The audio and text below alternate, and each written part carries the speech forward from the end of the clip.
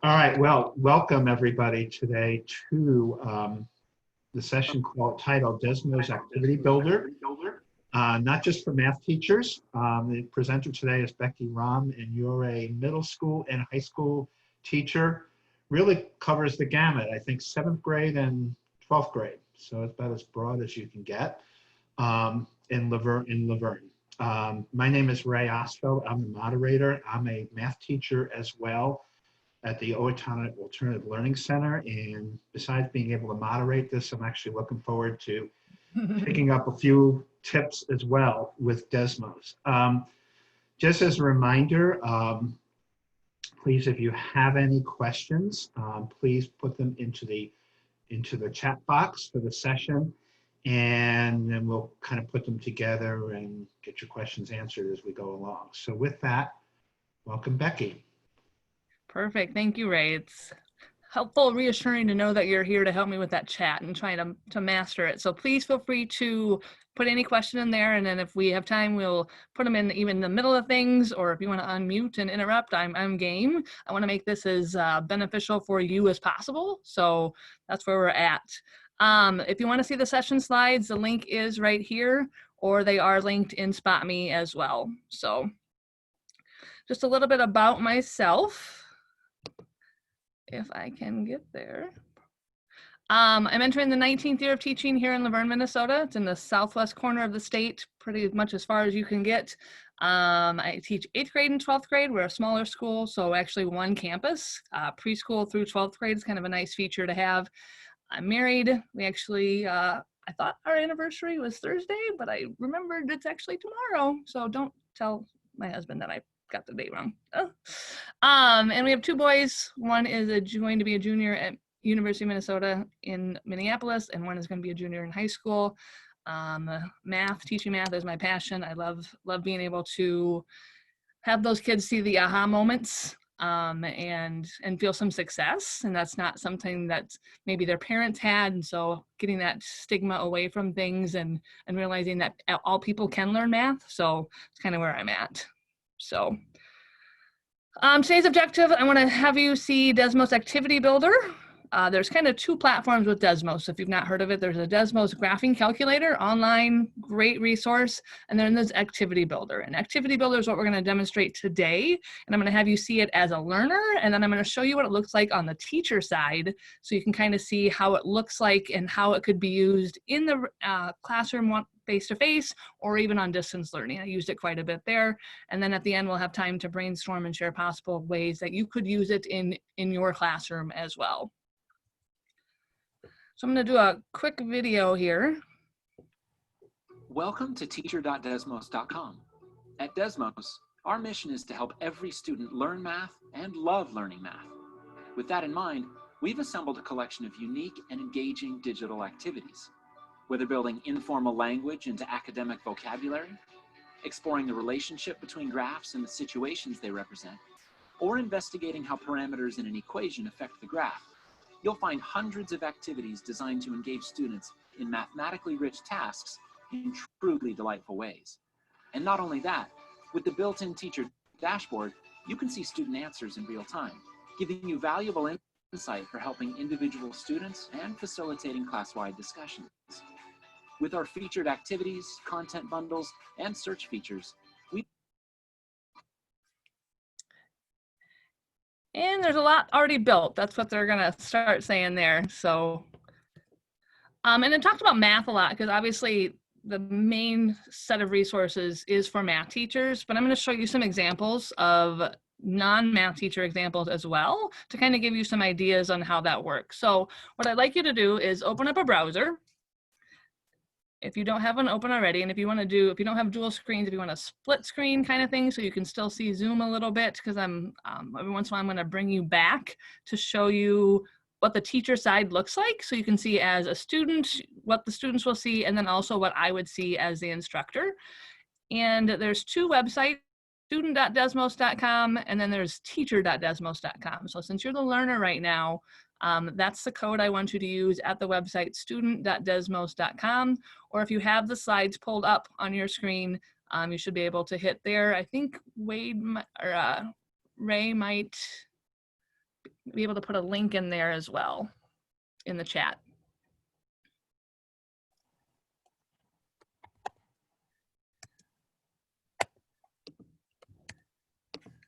So hopefully we can get that pulled up.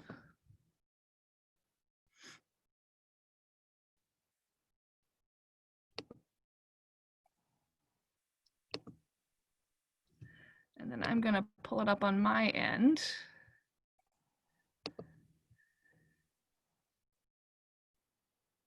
How are we doing, people? We getting it to work? No? I'm on the site and it says, welcome to our introduction, Desmos Activity Builder. Is that the right place? Yep, and then if you go to like the third or fourth slide, actually slide 5, there's a link that you can click.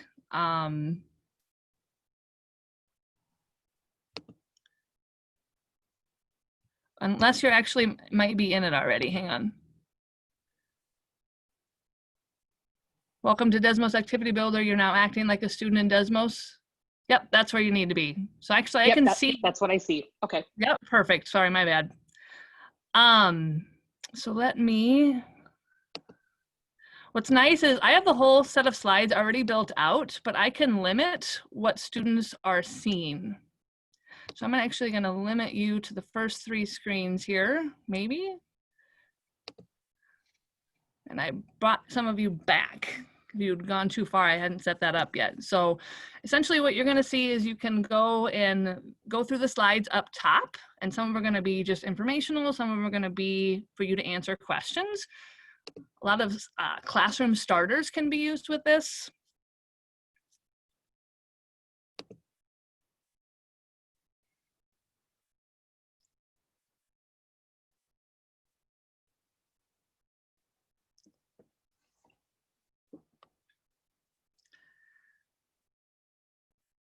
So I want you to go through those 3 slides. You can navigate through them at the top. I'm going to go ahead and enter as well.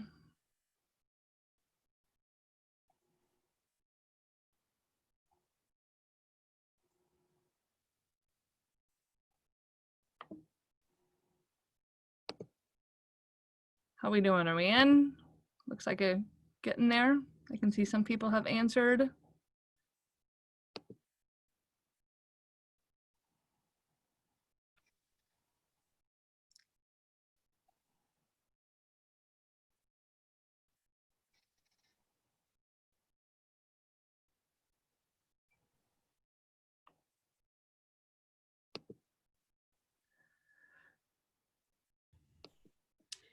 So Becky, I'm sorry, I'm completely lost. What are we supposed to be doing?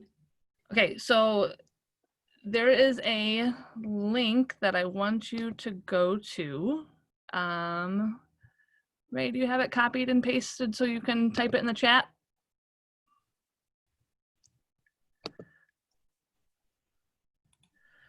So if you go to student.desmos.com,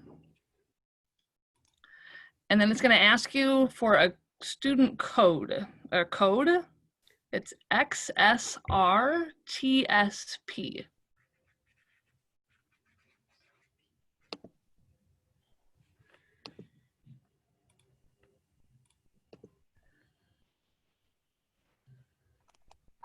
Copy and paste it there. Yeah, I'm sorry, I'm having trouble copying it. Let's try again.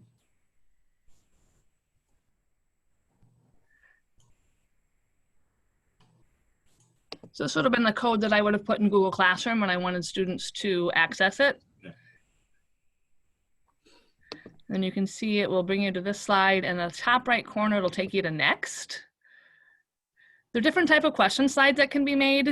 This one is a select all that apply choice. So because of the square boxes rather than the circle, it's not a multiple choice, it's select all that apply.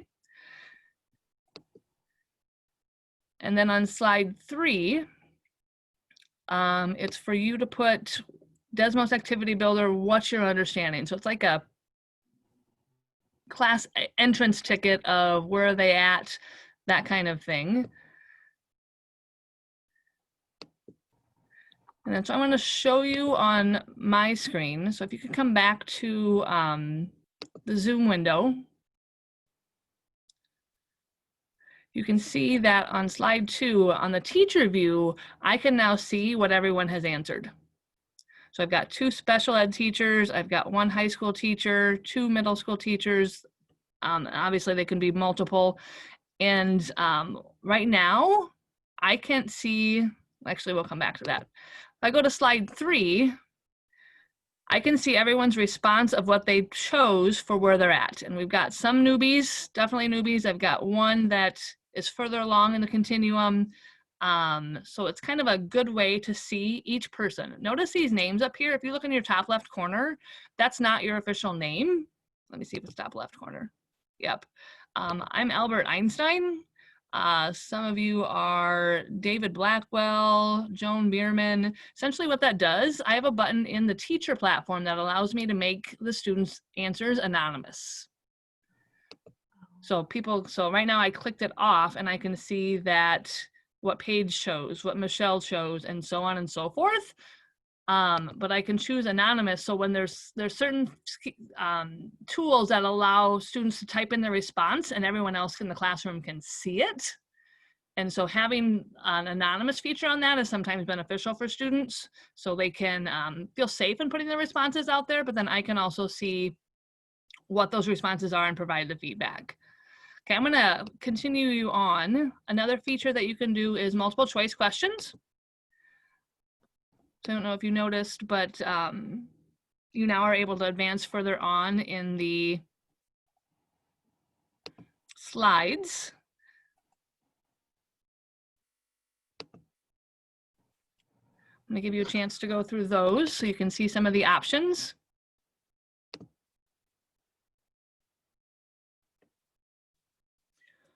A nice feature that I have on multiple choice, sometimes if it's just a regular multiple choice, you don't have them necessarily explain their reasoning behind why they put their answer.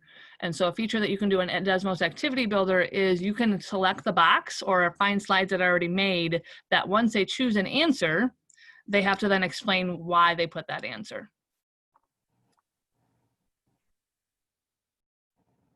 And so I can see on my end, that some people still are back at slide 1 and slide 2. So I'm going to take a moment to pause. And what questions do we have or confusions?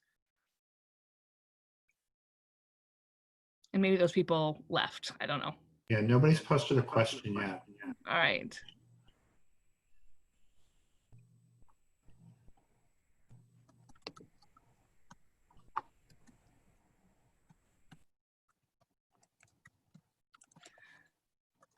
So on slide 7, you can see that multiple choice option to where you then have the students enter their reasoning behind their answer. And then once you get enough students that have entered those reasonings, you can either have them show up for other students to look at or not. The nice part with the Desmos multiple choice, you can enter words as the choices, images, graphs, tables, everything Desmos, the calculator part has, you can enter those as choices as well. So if you are a math teacher, it definitely is an added bonus to that.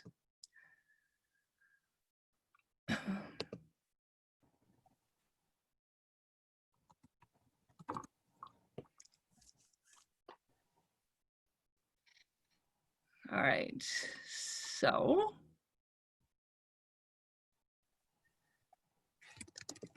I'm going to continue to let's look at now the sketch feature. Sometimes you want students to be able to either highlight something on an image or shade some things or just have a random free draw that you can enter those slides in.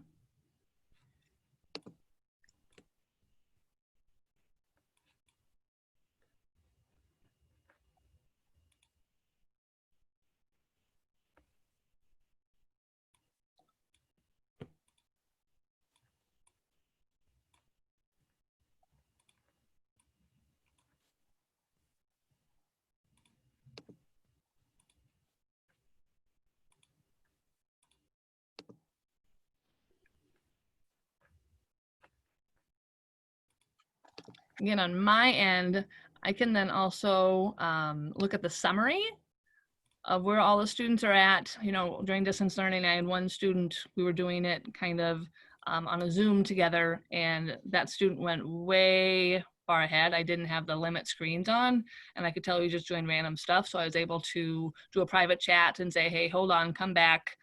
Let's put some time and thought into that. So it's a nice feature to have for asynchronous and synchronous. I did them both during distance learning.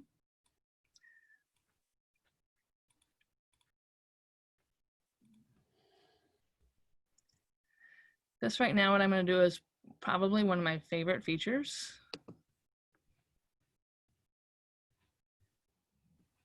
So if I really, like in a classroom setting, if I saw like 3 answers wrong or same question was asked as I was roaming around the room, I can really truly make them stop working on the lesson and by pausing it. So if you come back to Zoom, I want to show you some of the features that are available. If you're not looking at both screens. So you can see up in the top left corner, I can pause it. And the first couple times that you do that, it's kind of fun to watch the students' reactions. But then I want to show you what it kind of looks like on the teacher end. Here I can see the responses for all students. I can kind of do for the cell question, I kind of like the overlay feature. So you can see where everyone has been shading, and you can see the overall general mistakes or whatever. So you can see a lot of people thought Florida or Texas, that kind of thing. So you can have those discussion of, okay, if the 3 are X, Y, Z and everything is shaded on those, we can move on. If not, then we need to have the discussion on those questions. So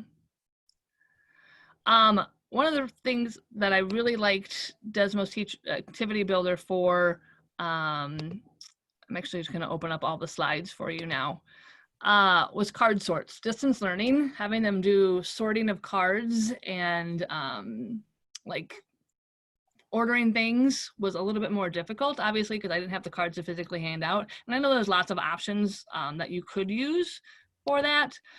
But I think Desmos does a really decent job of allowing card sorts to happen. So I'm going to give you a chance to play with some of those. And they've really beefed up their, what they call computation layer, to where the coding and the backdoor of things, I myself am not good at that, but I'm very good at copying and pasting somebody else's. So I can, the card sorts can be self-checking for when you do that, give them a Desmos activity to do on their own, so they can kind of see how they're doing and get that immediate feedback. And it doesn't have to be self-checking either. So it's kind of a, what do you notice, wonder kind of thing.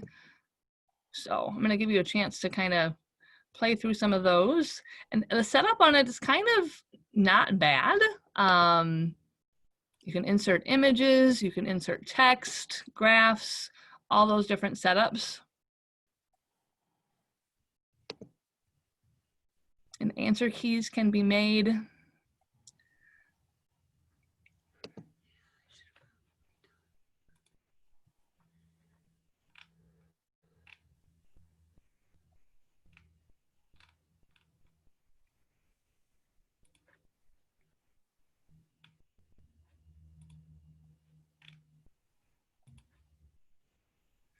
You may or may not be thinking right now, how in the world would I make these? A lot of times I don't make them. I find somebody else's that's already been made. One of my go-to best practices for me for finding activities that are new is to search the standard topic like Pythagorean theorem and then put the word Desmos after it. And there will be lots of different pre-made ones already, and then I can pick and choose what I want to use. You know, yesterday I was working with somebody in my candy group and they were doing a lesson on probability. So I quickly just did 6th grade probability, Desmos, and found some good examples of that already been done, and that I could then just use or not, or pick and choose what slides I want to use. So in the teacher aspect of things, if you look at the Zoom screen right now, I can see right now, whoever is Scott Williams has a good chunk of them match, but he has one group, that's group of 3, he or she, I guess, that is not correct. So a lot of times when we're in person, I would have this screen up on the board every once in a while so they can check how they're doing. This was before I figured out that there's a way to put coding in the back to allow them to self-check.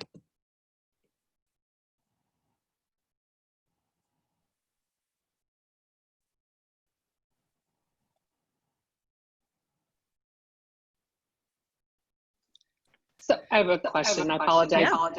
You're You doing might have well. already answered it. But so when you are teaching, Mhm. the kids are looking at 2 screens, or do they go back and forth, or how do you actually So do are we this? talking face-to-face or distance learning? Distance. So if I want to use this, to teach any kind of a concept. Yep. They look at their screen. I wouldn't be showing my teacher screen to them like I am right now with you guys. So they might want to have maybe me on a side Zoom screen, but they're only the main screen that they need to see is this one. And maybe I would do, when I pause it, then come back to Zoom if I want to do a whiteboard explanation or something on writing that. But the reason I'm having you do both is so you can kind of see as a participant, as a student, and then what does it look like on the back end of the teacher side. Got it. So That makes sense. Cumbersome for you, but know that they wouldn't need to see my screen like I have here right now. Okay. I kind of want to do dual action and have you see kind of both. So maybe that's not working out the best. Thank you. No, I'm getting it. Thank you. Yep.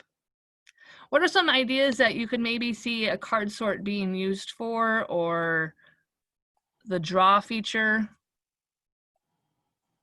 Anybody have some ideas?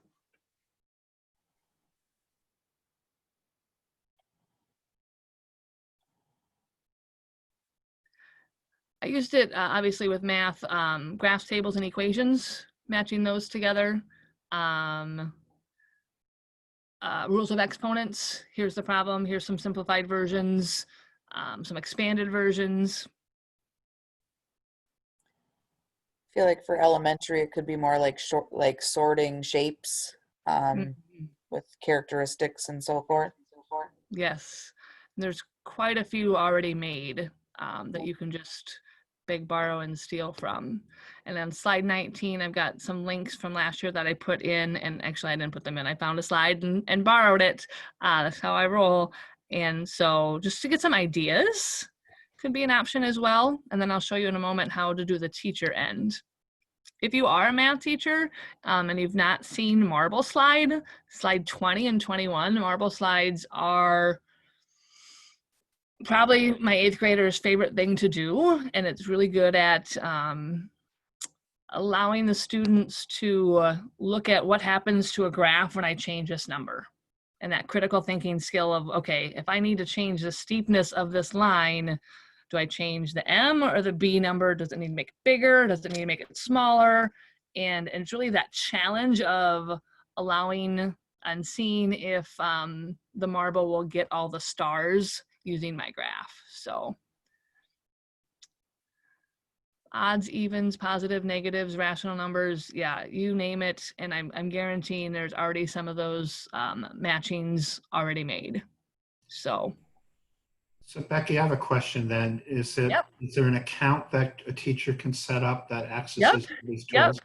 We're at the end of this. I'm actually going to go back to my presentation. Another cool thing that I've used for graphing is it's called a polygraph. Does anybody remember the game Guess Who? You had to pick a person and the other person had to try and guess who it was by asking yes or no questions. There's polygraphs made up to where it will, whoever's logged in, it will partner you with somebody sitting that's also logged in. And I would then be, let's say I did it with linear graphs. I would pick, if I'm the person who picks the graph, I pick one. The partner that I'm partnered with has to write yes or no questions on the screen, their computer. It pops up in me. So they might say, does your graph have a positive slope? I would then say yes or no, and then they would eliminate those that didn't based on my answer. So we're going to run out of time, so I'm not going to have time to go into that, but lots of different things you could do, graphs, some descriptive vocabulary words, all those different things that you could do for polygraphs. So something like that. Did I show you? I showed you anonymous. Teacher pacing, where I can control what slides you're on. I can pause the class. Essentially what can happen is, I use this with distance learning after they did a Desmos activity on their own. I can go through and take snapshots of certain students' answers and kind of pull it into its own mini lesson.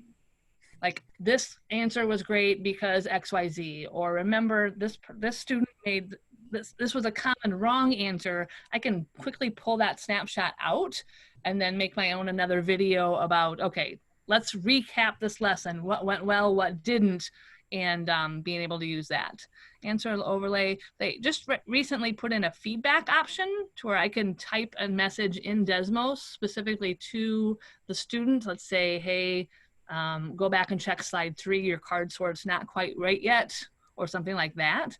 I found that if it's not all of us together in a Zoom call at once, the students aren't going to log back in to see that feedback. So, all right, so let's go into what do you need to do. So to make a teacher account, know how to enter the student lesson, you went to student.desmos.com. For teacher, you need to go to teacher.desmos.com. And then create an account if you don't already have one.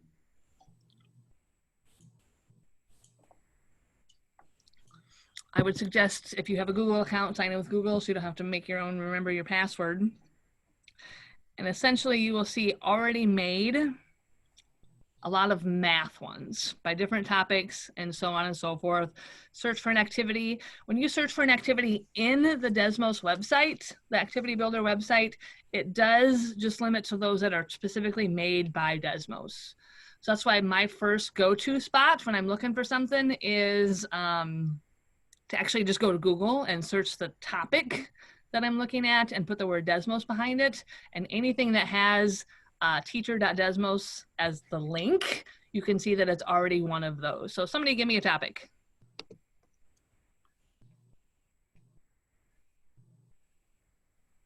What do you want me to search? Pythagorean theorem. Pythagorean theorem.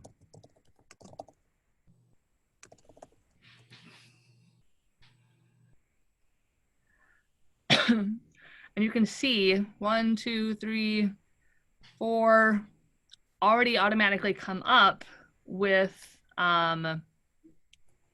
activities already made. Obviously, like with any resource you find, you got to ask yourself, is this a good activity? Is it not? Is it beneficial? Is it just technology for the sake of technology? But then now that I have a teacher account, I can see my name right there. I can go through and look at each slide. Ask myself, is this something that I want to look at? Go through each slide. You can answer it like a student to see if it's something that you want. What does it actually do? Does the answers carry over from one slide to the next? Is it what I want? If great, then I will go up here and, which button is it? Hit the plus sign and I can save it to my collection or make my new collection so I get something that I can refer back to. So notice all of this is already made. That's not like I have to go in and make a new slide. When I first saw this website, it took me a good couple years before I got to the point where I was making my own. Not that I'm making my own very much anyway, but there's so much out there already, especially for math teachers, that you can already have access to, and then pick and choose what you want. And if you want to copy and paste a slide to an activity you want to create, then you just click on the slide and hit Control-C and then Control-V into the collection of slides that you want to use.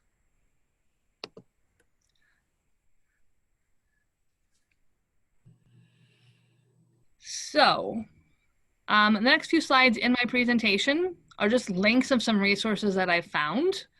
some non-math teacher resources of let's say some science activities already made or some ELA. And then obviously, as I stated, there's lots of math ones already created. I just recently found a video, a webinar that Desmos did on how to use Activity Builder for assessments and ways to make that be a tool that you can use. So how can we use Desmos with distance learning? Here's some slides on some different websites and videos that you can watch on your own time if that's something that you're interested into doing. All right, so let's just take a few moments and brainstorm. Has anybody that has used Activity Builder, would you mind unmuting and share something that you have used it with? A topic per se? Or did you get some ideas right now?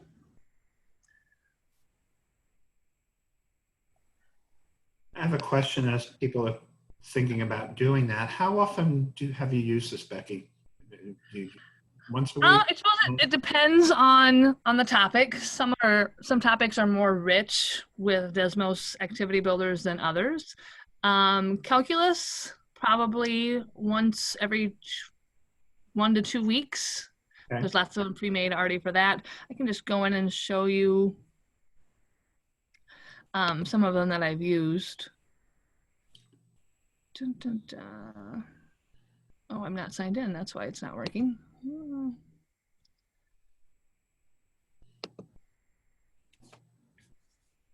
Distance learning, I found myself using it more. Just for that still rich task that they can do, not just sitting and watching a video. So properties of exponents, here's a slope field one, function or not a function that I've done, inequalities on a number line. I did this addition and subtraction of integers. It was a hot air balloon. Adding was like adding more balloons, subtracting was taking adding some sandbags. Adding a negative was taking away a sandbag, and it was a rich discussion and actually flowed pretty well into what we wanted them to realize of what truly happens when I subtract a negative or that kind of thing. Polygraph on transformations. The polygraph's like that guess who game. Excuse me. Oh yeah.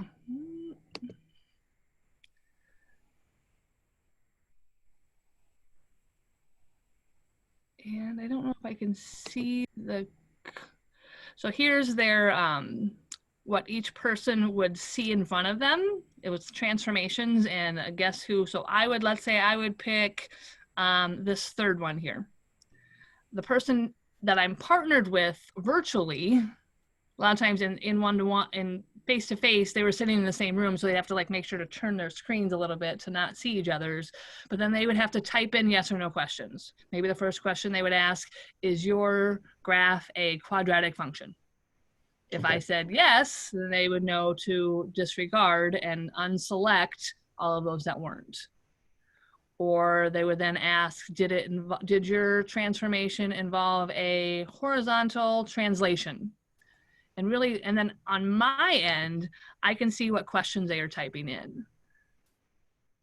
So kind of that rich vocabulary needs to be modeled there. So there's, the uses for this are pretty much endless. My advice is start small. Don't try and go create your own right away. Maybe take a look at,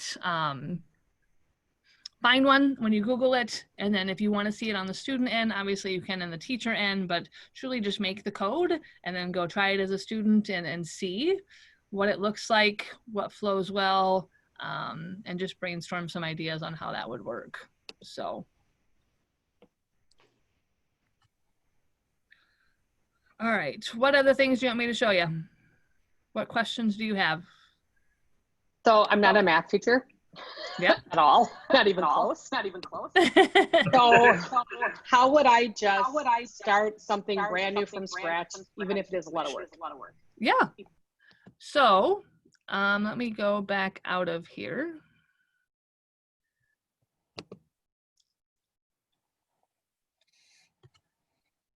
So to start something brand new, you wait for your screen to load. Actually, I'm just going to go to teacher.desmos.com and start fresh.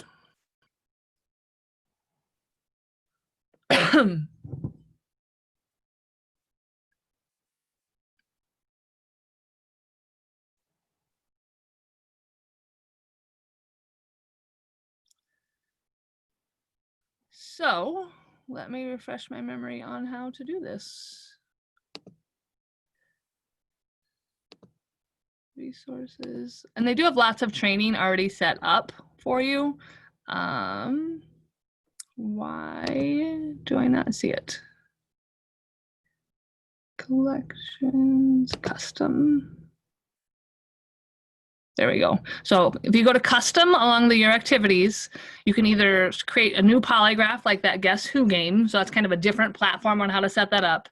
Otherwise, new activity is where you'd go, title it, sample, create new activity. And it's actually gotten pretty user-friendly. They are constantly working on this, and everything Desmos puts out is a free platform. So that's an added bonus. So then you can see, okay, right now I want to input a multiple choice question. So I then drag it over. I can add a title to the slide. I can enter the answer choices here. I can add more answer choices, ask the student to explain or not. If I want other students to see other students' answer choices, I choose that button. And then once people start typing in their answers, other students can view their explanations as well. If I then want to go to a new slide, I click the plus button. I then can add a sketch feature.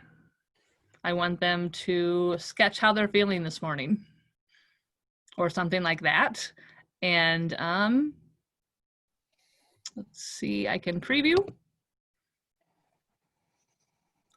And then I can see I've got the pencil, I can draw, I can erase, I can use lines, I can change the colors.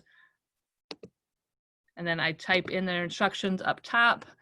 Draw a picture to explain how you are feeling this morning. Do something else. Obviously, there's lots of math choices as well. You can insert a table, and you can, essentially, you can stack things too. So if I want a draw and then a note over here, they're right next to each other. I can then add a multiple choice down here. So it's pretty user-friendly as far as the drag and drop. Now the computation layer, that's the whole back door. I want to then, okay, whatever answer they put here, I want to use on the next slide. That's for more experienced users as well, but they do have lots of training on that as well. There's a Facebook group that they share lots of different information, and they're very willing to help as well. So let's say I'm done. This is what I want to share out to my students. I then either can preview it or hit publish.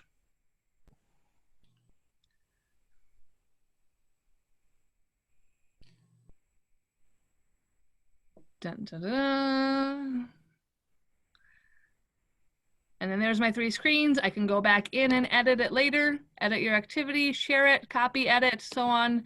Create class code. Remember how you had to go to student.desmos.com and type in that code? I now have one ready. View dashboard.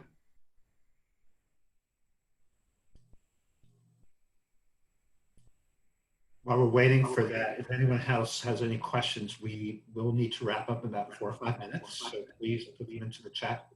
Just ask Becky directly. Thanks. Yeah, thank you. And so then you can put that on the board or send that link through your LMS, and they will have access to it.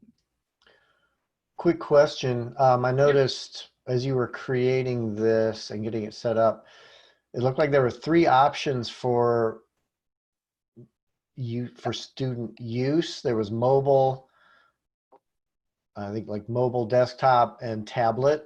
mobile was not checked. Was that just because this type of activity can't work on a mobile device, or? That is a great question. We do not happen to recommend this know? activity for phones, is what it said. Okay. Okay.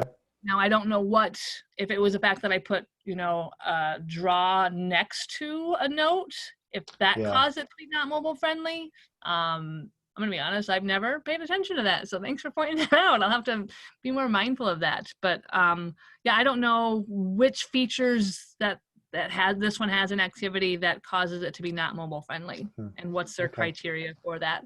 Something to look into. Yeah. I just happen to know that a lot of our students Use mobile. we're just during distance learning, we're just using their phones. I mean, they're supposed to have Chromebooks, but for whatever reasons, they end up using their phones. And okay, so I just wanted to ask about that. Yeah. Thanks. Yeah, I'm sorry I don't have a definite answer, but my guess would be the fact that I put two next to each other. Yeah. Okay. That wouldn't condense down a little bit for that. So Sure. Thank you. Any other questions? Did anybody do a Google search for their unit plan topic to see if there's one already made? Especially if you're a math teacher, because I'm pretty sure there's already one made for you if you're a math teacher. Yes. Yeah. If you're not, there might be some out there, but you can certainly pretty easy to piece together some things, to put some questions together and get that immediate feedback from the students.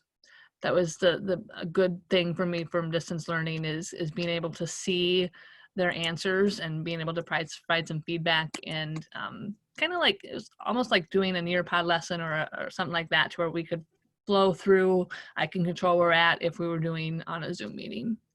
So it was nice to be able to have them be an active participant and not just sit and get. So. Any other questions, comments, thoughts? Sorry for the confusion at first. I should have led with, normally I wouldn't be seeing, you wouldn't be doing both of those as a student. So hopefully you got some ideas, and especially if you're a math teacher, everything that's out there. Looks like one of the things now is starter screens. It's one of their choices. Checking in, obviously with distance learning, getting that emotional, how are they doing kind of thing is kind of a big deal for elementary. Just like we did, where are we at for our Desmos understanding? How are we feeling today? And then you can see on your end, oh, look, the changes colors. Yeah, that's some important CL stuff back there. But this one would be one that you could just copy and paste into a new activity if you wanted to, if you like some of these slides that are already pre-made. So they're definitely putting a distance learning lens on with some of the things that they're creating right now. So it's pretty cool. So we are at time. Any final questions? Feel free to reach out in Spot Me. There's the chat feature. If you have a question either today or tomorrow or the next day and you want to reach out, feel free. I think my email was on this. If not, I will add it. You can always refer back to the slides. Feel free to reach out. And I'm definitely not an expert, but I'm good at finding things on the internet. So I'm excited to have you guys maybe try it out, and hopefully it can be a good additional tool to use every once in a while. That really they only need their Google login, or not even. I think you can just have the students type their name and don't even have to log in. So if they don't need to come back to it. So quick way for a formative assessment and so on. Ray, I think you're muted. Thanks, Becky. And I think we start Candy Group again in 15 minutes. So I need a leg stretch, that's for sure. Get a stretch, grab a cup of coffee, and enjoy the rest of the day, everybody. Thanks. Thanks, everyone, for coming.